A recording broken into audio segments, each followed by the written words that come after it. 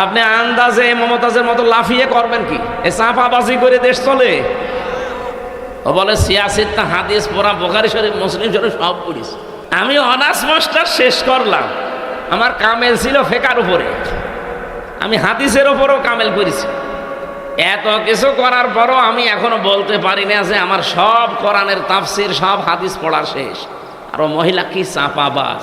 কুরআন শরীফের গিরিশচন্দ্র সেনের বাংলা থেকে শুরু করে এমন কোন বাংলা তর্জমা নাই যেটা অনেকবার না পড়েছি। এবং শুধু তাই না, সিয়াসাত হাদিস, তিরমিজি শরীফ, মেশকাত শরীফ, আবু দাউদ শরীফ, বুখারী শরীফ, মুসলিম শরীফ থেকে শুরু করে আমার মনে হয় ওর পেটের উপরে পাড়া দিলে ও যদি একটা আয়াত শুদ্ধ করে বলতে পারে, ওকে আমি মিষ্টি খাওয়াবো। জীবনও পড়তে পারবো না।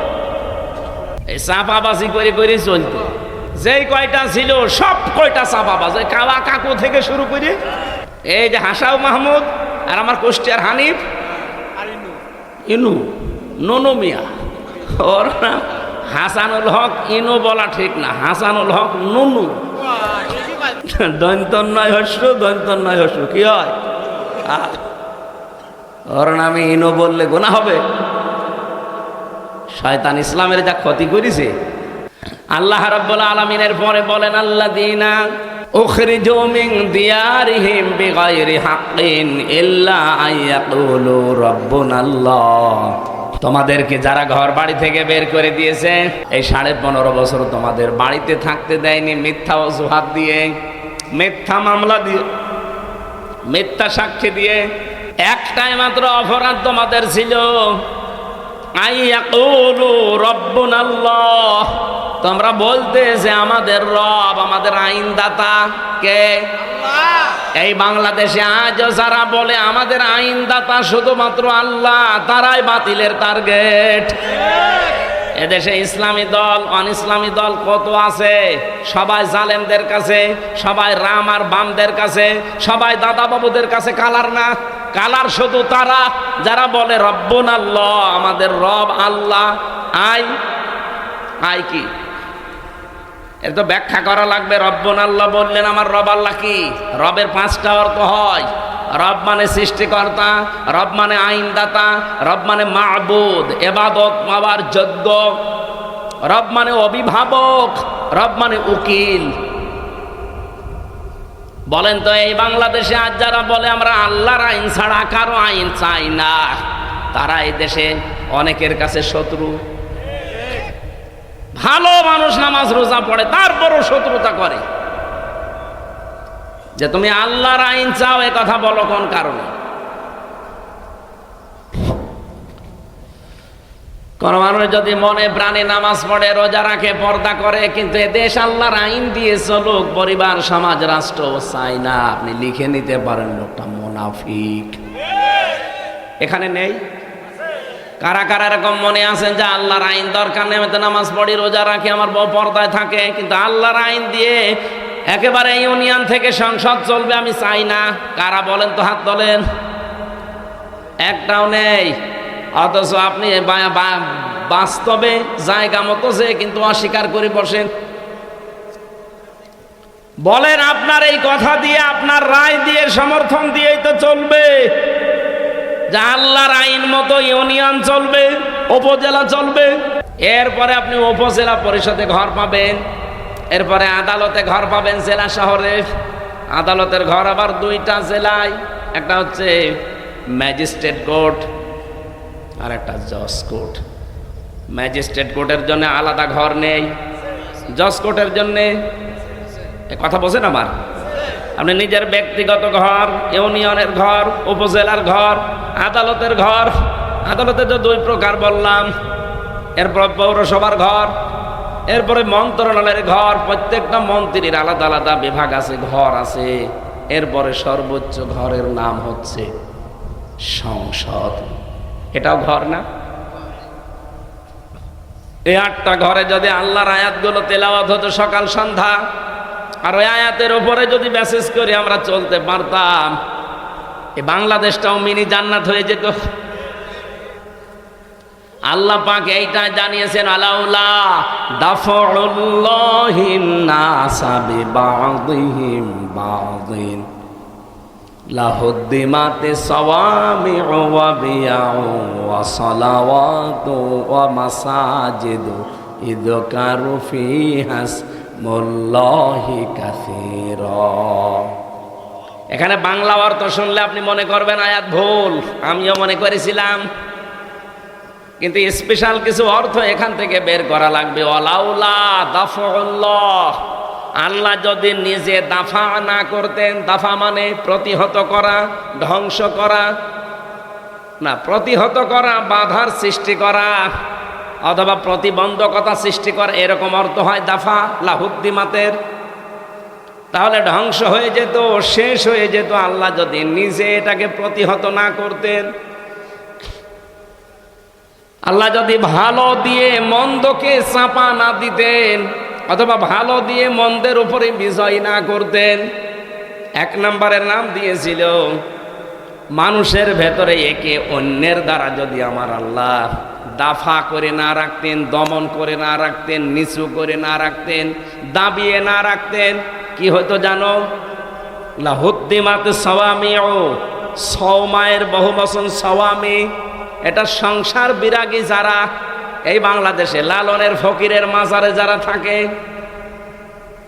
চট্টগ্রামের মাইজ ভান্ডারের মাজারে যারা পড়ে আছে, আটরশির মাজারে যারা পড়ে আছে, মাজার কেন্দ্রিক জীবন যাপন যাদের, এরা আমরা মনে করি এরা সংসার বিরাগী, সংসার ত্যাগী।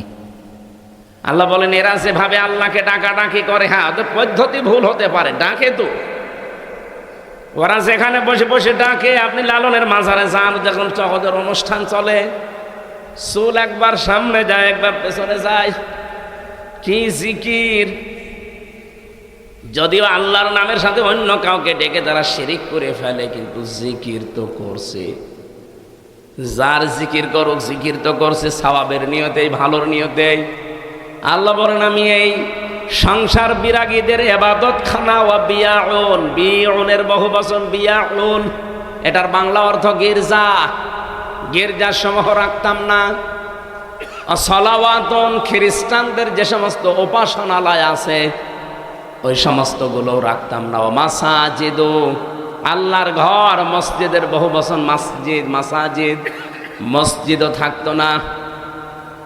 ইযকারু ফিহা ইসমুল্লাহি কাসীরা, যেখানে আল্লাহর উচ্চারণগুলো বেশি বেশি হয়, আল্লাহর নামের উচ্চারণ যেখানে বেশি বেশি করা হয়ে থাকে, ওই জায়গাগুলো ঠিক থাকতো না, নষ্ট হয়ে যেত, ধ্বংস হয়ে যেত। যদি আল্লাহ এক পক্ষ থেকে আর এক পক্ষকে দাফন করে না দিতেন, দমিয়ে না রাখতেন, নিচু করে না রাখতেন। এর বাংলা অর্থ হচ্ছে যদি আল্লাহ ভালোর দ্বারা মন্দকে মাঝে মাঝে আঘাত না দিতেন, তাহলে এই উপাসনালয়গুলো একটাও ঠিক থাকতো না। এই জন্যে মাঝে মাঝে আল্লাহ পৃথিবীকে গরম করে দেয়। আপনি তামাম দুনিয়ার দিকে এই সিস্টেমটাই পাবেন। ওয়ালা ইয়ানসুরান্নাল্লাহু মা ইয়ানসুরু, লামে তাকিদ নুনে সাকিলা, দুইটা গ্যারান্টি আছে আয়াতে। এই পৃথিবীতে কেউ যদি আল্লাহ পাককে সাহায্য করে, মাস্ট বি সে যেন নিজেকে সাহায্য করলো। মাইয়াংসুরুহু, এহুর মারজা তার নিজের দিকে। কেউ যদি আল্লাহকে সাহায্য করে সে যেন নিজেকে সাহায্য করলো। প্রশ্ন আসতে পারে আল্লাহকে পাবো কোথায়? আল্লাহ রাব্বুল আলামিন এই পৃথিবীর সৃষ্টি জগতের ভেতরে মিশে আছেন। এই জন্য কিয়ামতের ময়দানে আল্লাহ মানুষকে ডাক দিয়ে বলবে আমি ক্ষুধার্ত ছিলাম, আমাকে খাবার দাওনি। লোকজন বলবে আল্লাহ তুমি ক্ষুধার্ত হও কি করে, কি করে খাবার দেব তোমারে? রব্বুল আলামিন বলেন গরিব মানুষ তোমার পাশে গিয়ে খাবার চেয়েছিল, ক্ষুধার্ত, তাকে যদি খাবার দিতে ওটা আমাকেই দেওয়া হতো। এই জন্য আল্লাহকে সাহায্য করা নিজেকে সাহায্যের নামান্তর। এই পৃথিবীতে আজ ক্ষুধামুক্ত, দারিদ্র মুক্ত এরকম সমাজ, এরকম রাষ্ট্র উপহার দেওয়ার জন্য কাজ করা লাগবে। আজ বাংলাদেশে ক্ষুধা এবং দারিদ্র মুক্ত করার জন্য সবচাইতে বড় বাধা হচ্ছে দুর্নীতি। এক কথা বসে এ দেশটা ক্ষুধা এবং দারিদ্র মুক্ত করা সম্ভব যদি শুধুমাত্র দুর্নীতি না হয়। আপনি একটু ভাবতে, একটা শুধু পয়েন্ট বলছি, ভাবতে পারেন। আমি বঙ্গবন্ধু টানেল দিয়ে আসছিলাম, 100 বছরের জন্য টানেলটা বানানো, চট্টগ্রামে মাটির নিচে, পানির নিচ দিয়ে বানানো, সাগরের নিচে, ওর নিচ দিয়ে ওই পারে হচ্ছে বাঁশখালী, আনোয়ারা থানা, ওদিকে কক্সবাজার চলে গেল, আর এদিকে চট্টগ্রাম এয়ারপোর্ট। আমি নিচ দিয়ে যাবার সময় দেখছিলাম 100 বছরের টার্গেট নিয়ে যেটা বানানো, অলরেডি 1.5 বছরের ভেতরে নিচ দিয়ে ফেটে পানি উঠতেছে। এর জন্য যত বাজেট হয়েছিল, সব টাকাগুলো যদি এই জায়গায় কাজে লাগাতো, 1.5 বছরে না 100 বছরের ভেতরে পানি ওঠা সম্ভব ছিল না। এই যে পাবনার উপরে যে ব্রিজটা বানানো দেখেছেন না, পাকশির ব্রিজ, কি দেখেছেন? হার্ড, এটা কোন থানা? রাজবাড়ি, পাংশা। আর ওইটা হচ্ছে কুষ্টিয়া, আর ভেড়া মারার পাশে ওই যে খুকসা, কি পাংশা, পাকশি। ওটা 100 বছর টার্গেট নিয়ে বানানো ছিল ওই সেতুটা, ওই লোহার সেতু। মাঝে মাঝে ওর পাশে দাঁড়ালে আমার মনে হয় লোহা আছে কত। 100 বছরের টার্গেট নিয়ে বানানি, অলরেডি 100 বছর পার হয়ে গেছে, কিছুই হয়নি। তার মানে যেভাবে বানানোর দরকার, যা বাজেট ছিল, পুরাটা খরচ করে বানিয়েছিল, এই জন্য টিকে আছে জিনিসটা। আমি একটা গল্প শুনেছিলাম, আমার দাদার এক চাচাতো ভাই ছিল, মাথা খারাপ। ও আমার দাদার কাছে বলছে, ভাই আমি পাকশির ব্রিজ দেখতে গিয়েছিলাম, মনে হচ্ছে 100 কেজি লোহায় আছে। কত কেজি? তার মানে ওই 100-র উপর আর গুনতে পারে না। এই জন্য বলছে যে ব্রিজ দেখে আসলাম, মনে হচ্ছে 100 কেজি লোহায় আছে। ওখানে 100 কেজি? তো একটা লোহায় তো 100 কেজি। কত হাজার হাজার মন লোহা দিয়ে বানানো, 100 বছর টার্গেট নিয়েছে, কিন্তু 100 পার হয়ে আমার মনে হয় আরো 100 বছর যাবে, কিছুই হবে না। আর বঙ্গবন্ধু টানেল তার বলা যাচ্ছে না, টনেল হয়ে গেছে। 1.5 বছরে পানি ওঠা আরম্ভ হয়েছে, এখন রিপেয়ারিং করছে। এখন পদ্মা সেতু নিয়ে কাজটা ভালো হয়েছে। বরিশাল, খুলনা বিভাগ আর ঢাকার সাথে ভালো যোগাযোগ ব্যবস্থা হয়েছে। এখন সব রিপোর্ট পাওয়া যাচ্ছে, এই সেতুটা যেই টাকা দিয়ে বানানো হয়েছে, ওই টাকা দিয়ে 4টা সেতু বানানো যায়। একটা সেতুর টাকা নাই শেষ, এখনো 3টা সেতুর টাকা কই? সব আল্লাহর ওলিরা পাঠিয়েছে বিদেশে। এই জন্য 8 দিন হয়ে গেল সজীব অজেদ জয় অলরেডি আমেরিকার ভিসা নিয়ে, নাগরিকত্ব নিয়ে, ওর ফর্ম পর্যন্ত পূরণ করে এখন ওই দেশের নাগরিক। এই দেশে আর ওর না আসলেও চলবে।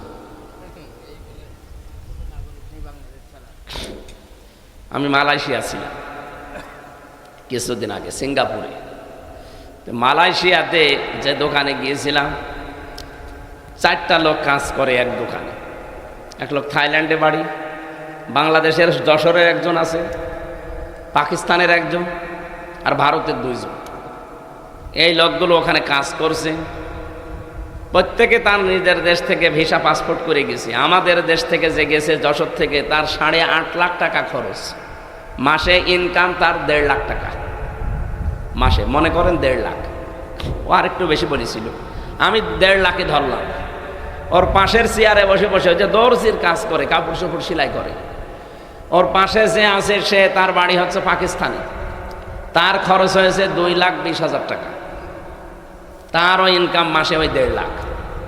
এর পাশে দেখলাম 2 জন সেলাই করছে, তাদেরও মাসে 1.5 লাখ টাকা। তাদের খরচ হয়েছে 1,20,000। এর পাশে একজন থাইল্যান্ডের আছে, সেও কাজ করছে, তার খরচ হয়েছে আসতে 30,000 টাকা বাংলাদেশের টাকায়। পাশের রাষ্ট্র তো। 30,000 টাকা খরচ, ইনকাম হচ্ছে 1.5 লাখ। এই যে 5 জনের হিসাব বললাম, 5 জনেরই প্রতি মাসে এই দোকান থেকে ইনকাম, কাপড় চোপড় সেলাই করে 1.5 লাখ করে। কিন্তু খরচের তালিকা মিলান তো, 8.5 লাখ একজনের, 1,20,000 একজনের, 2,20,000 একজনের, 30,000 একজনের। খরচ তো প্রত্যেকের আকাশ পাতাল হয়ে গেছে, কিন্তু উপায় সমান। আমি জিজ্ঞাসা করলাম, এই টাকাগুলো, এত টাকা লাগে? ভারত, পাকিস্তান, আমরা তো পাশাপাশি। থাইল্যান্ড সেটা দূরে আছে, ওটা মেনে নিলাম, ঠিক আছে। কিন্তু পাশাপাশি থাকতে আমাদের কোথায় 8.5 লাখ আর কোথায় 2,20,000, 1,20,000, এত কেন? আচ্ছা, আমাদের ওই 2,20,000, 1,20,000 হয়ে যায়, তো বাকি টাকা হাসিনার বোন রেহেনা নেয়।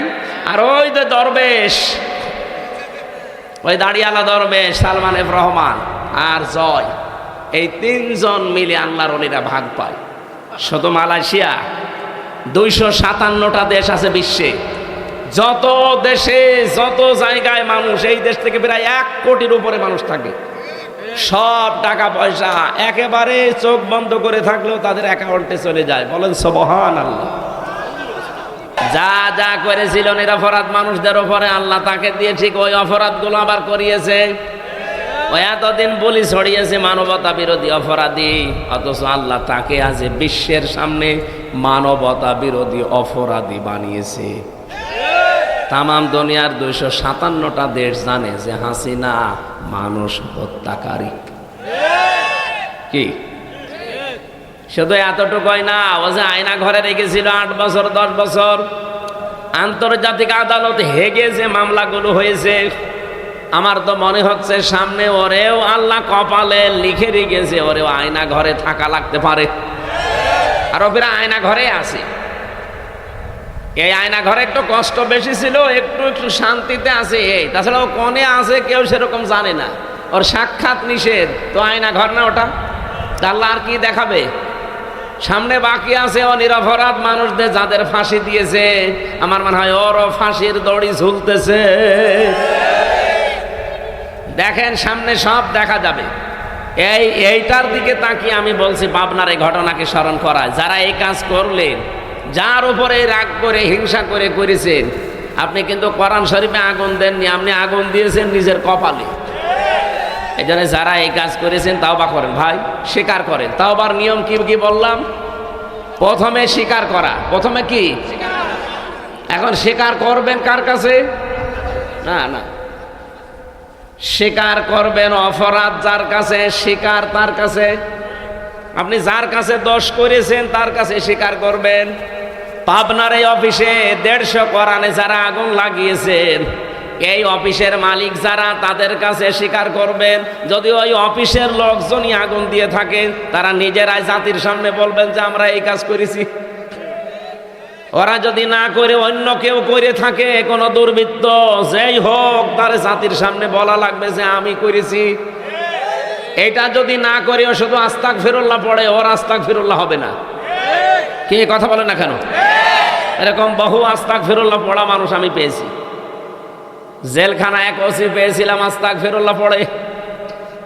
হুজুরের নির্বাচনের আগে আমি বাইরে ছিলাম, রাত 12টার পর থেকে ভোট কাটা আরম্ভ করেছিলাম।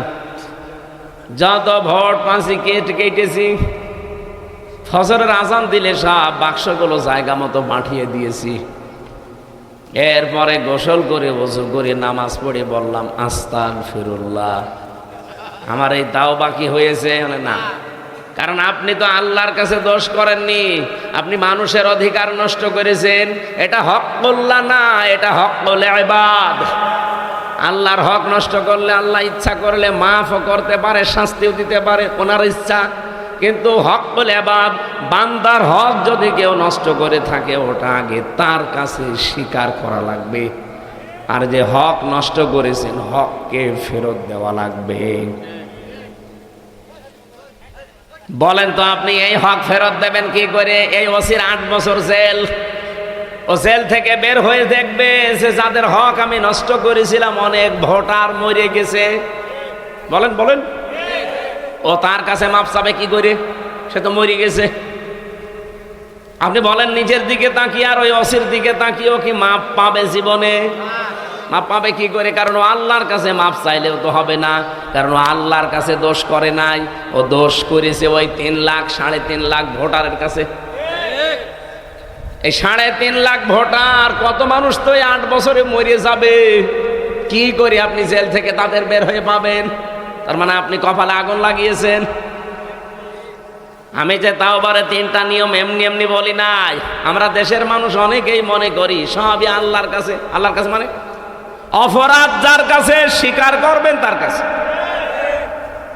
সুতরাং পাবনায় কোরআনে আগুন যার কারণে দিয়েছেন, যে দিয়েছেন সে তো জানেন যে আমি দিয়েছি। তার উচিত হবে জনসম্মুখে এসে অথবা ওই অফিসের মালিক যারা তাদের কাছে যে বলা যে ভাই আমি মাপ চাই, আমি অপরাধ করেছিলাম, এতগুলো কোরআন পড়িয়ে ফেলেছি, আমি আবার 150 কোরআন কিনে দেব। 1 নাম্বার। 2 নাম্বারে সে যেন রাত দিন 24 ঘন্টা অনুশোচনা করে, অনুতপ্ত হয়।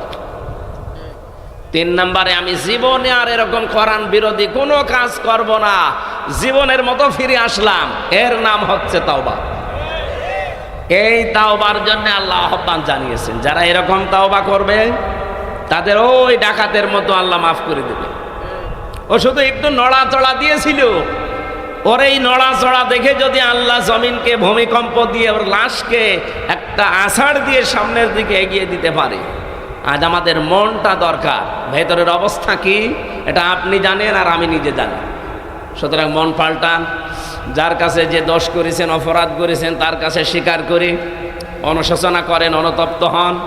জীবনের মতো আমি আর এই কাজে যাব না বলে ফিরে আসেন। আশা করছি আল্লাহ আমাদের অপরাধ শুধু মাফ করবে না, মাফ করার পরে পুরা জায়গাটা নেকি দিয়ে পাল্টিয়ে দেবে।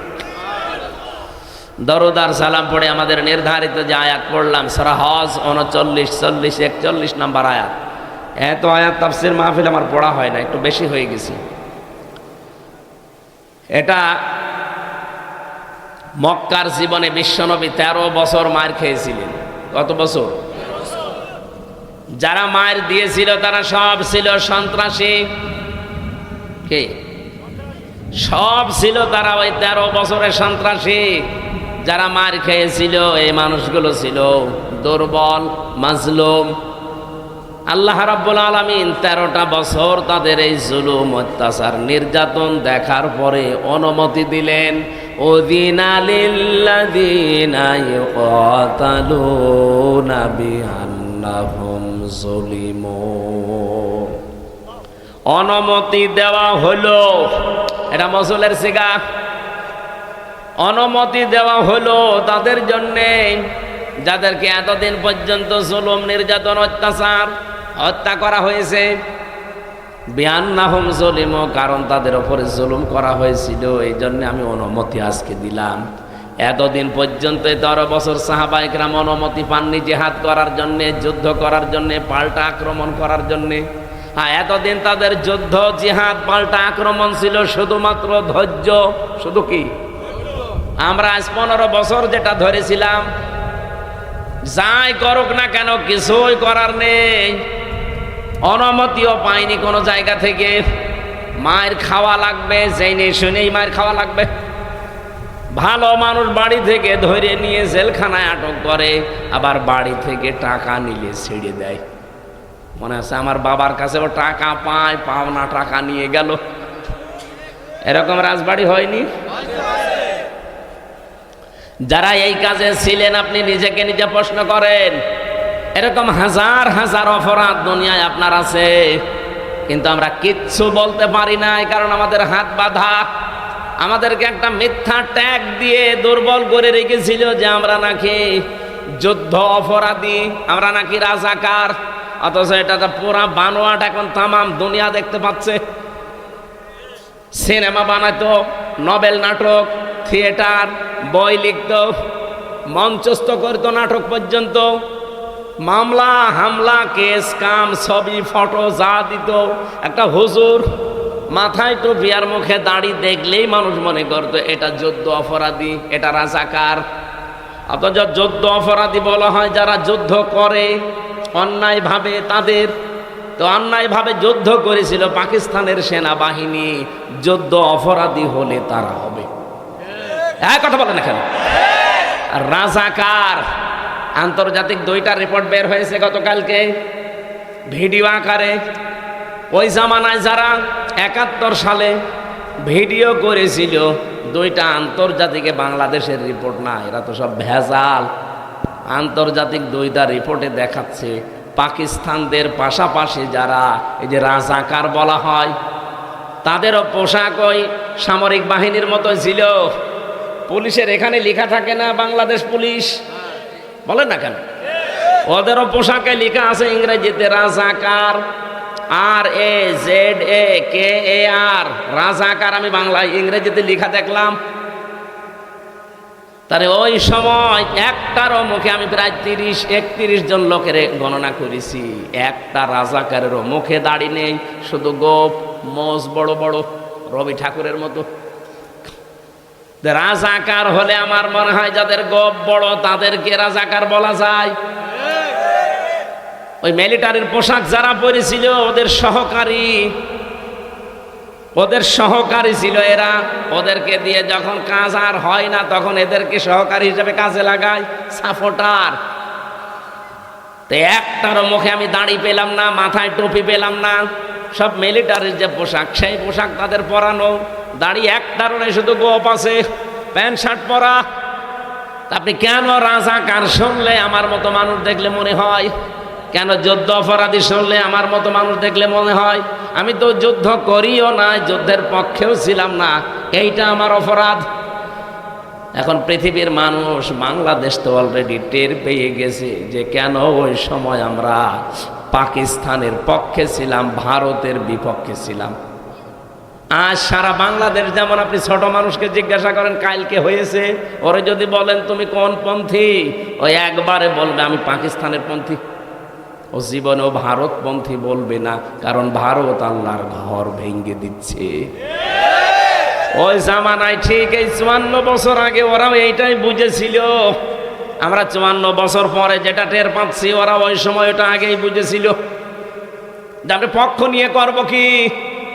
এই মাতাল জাতিটা, এই পৃথিবীর নিকৃষ্ট জাতি, এই মুশরিকরা, ওরা যা সাপোর্ট করছে, ওরা যদি 5 টাকা সাহায্য করে 15 টাকা খাবে। এই জন্য হয়তো চুপ ছিল, কিছু বলে নাই। আর তাদের ওপরে দোষ চাপিয়ে এতদিন পর্যন্ত কালার তো করেছেনি, আবার এখনো পর্যন্ত কালার করার চেষ্টায় আছে। কিছু হলে আপনি 71-এর তুলনা দেন, কিছু হলে 52, কিছু হলে 47। আরে শয়তান, 24-এর তুলনা দিতে পারো না? কথা তুললে 71, 47, 52 মানে 24-এর কথা বলা লাগবে এখন, কারণ দেশ চলছে 24-এর চেতনা অনুযায়ী। এটা মে মাসের আজকে 20 তারিখ, আর সামনে মাসের 11 দিন আছে, আর সামনে মাসের জুন মাসের 10 দিন, 21 দিন পরে জুলাই ঘোষণাপত্র বের হবে, 36শে জুলাই। এখন যে চোপ্পমিয়া আছে, চোপ্পমিয়া অটোমেটিক বাতিল হয়ে যাবে, কারণ ওই সংবিধান দেখে তাকে রাষ্ট্রপতি বানানো, ওইটাই তখন থাকবে না।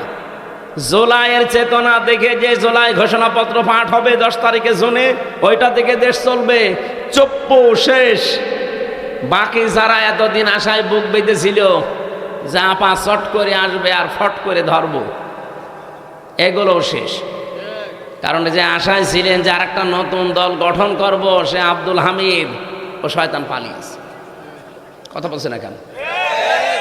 আপনি যে থরে থরে সাজিয়ে চিন্তা ভাবনা করেছিলেন যে যাই হোক এই দেশের লোক তো আর এই ফ্যাসিস্ট, এই সন্ত্রাসী, এই স্বৈরাচারদের মানে না, কি করা যায়? নরমাল যারা হালকা পাতলা আছে তাদেরকে দিয়ে নতুন দল গঠন করে আবার দেশে চালিয়ে দেব, সেইটা আবার হইল না। এই আব্দুল হামিদ, এই অ্যাডভোকেট আব্দুল হামিদ রাষ্ট্রপতি, এর সভাপতি, আর ওইদিকে নারায়ণগঞ্জের সেলিনা হায়াত আইভি, এর সেক্রেটারি। এই দিয়ে চেষ্টা চালাচ্ছিল সামনে যে এদেরকে 2 জনকে দিয়ে আমরা চেষ্টা করব যে দেশে আবার আওয়ামী লীগ যেন না, সেটা তো অলরেডি নিষিদ্ধ হয়ে গেছে। একজন পালিয়েছে আর একজন ছেলে এখন মার্ডার মামলার আসামি। সব ভিডিও ফুটেজ আছে। স্বরাষ্ট্রমন্ত্রী আসাদুজ্জামান কামালের সাথে ওই সময় পুলিশের আইজিপি যে ছিল আব্দুল্লাহ মামুন, তার সাথে ভিডিও কি কি কথা হচ্ছে একেবারে দাঁড়িয়ে, সব এখন প্রমাণ হাতে নাতে। আপনি যাবেন কোথায়?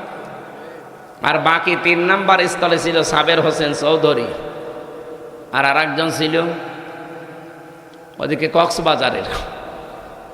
এই 2 জনকে দিয়ে মনে করেছিল 3 নাম্বার স্তরে এদেরকে দিয়ে সাজাবো, সেইটাও গুড়ে বালি। সে সাবের হোসেন চৌধুরীও নেই, আর এই কক্সবাজারের সে বাটা জাফরও এখন জেলে। তাহলে 1, 2, 3 স্তরে স্তরে সব শেষ। আপনি এখন যাবেন কোথায়? যাবেন কোথায় মানে জালেমরা যা করেছে তার পরিণতি ভোগ করা লাগবে না?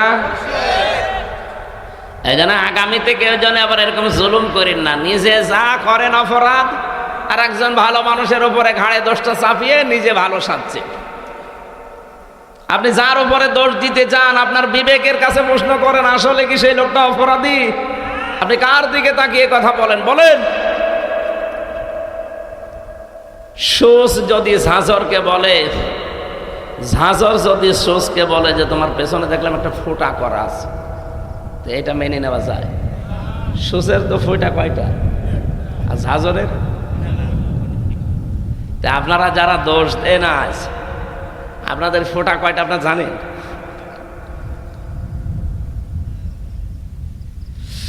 রাজবাড়িবাসী 13 বছর মার খাওয়ার পরে যেহেতু শুধুমাত্র একটা অস্ত্র ছিল যে ধৈর্য, এই শেষ, আর কিছু করা যাবে না।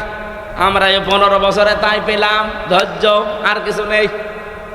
ঠিক আমার মনে হয় 13 বছর পরে যেমন উসিনা অনুমতি দেওয়া হয়েছিল, আমাদেরও 15 বছর পরে এখন আমরা অনুমতি পেয়ে গেছি।